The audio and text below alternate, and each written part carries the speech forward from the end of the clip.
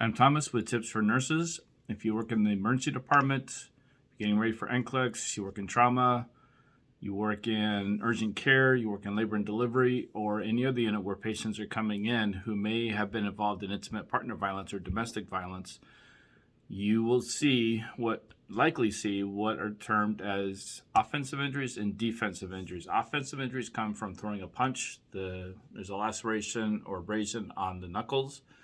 Throwing a slap. The slap is often designed or intended to reduce the bruising when they're trying to slap their partner. Throwing a blow with the elbow, so you get a laceration or abrasion here. Throwing a knee to impact, same thing. Laceration or abrasion on the knee. Defensive injuries are when the person sees that blow coming and they try to block it with their hands, so they get a laceration here, maybe get a cut up here. Some sort of injury on the forearm as a defensive measure, and the upper arm. Women who are trying to protect their belly might bring their leg up and get a laceration or abrasion on the leg.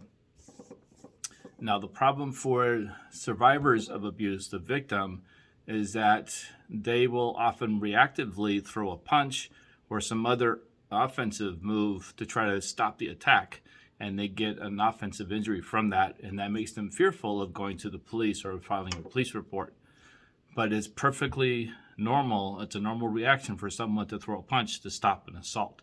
So that's what I tell my survivors when they come for help, is it's perfectly natural to do that. We need to document it objectively so we're not hiding any injuries, and get a picture of both the front and the back of the hands so that those are in the report, and so that others checking on that injury can see that what injuries there are or not on the hands.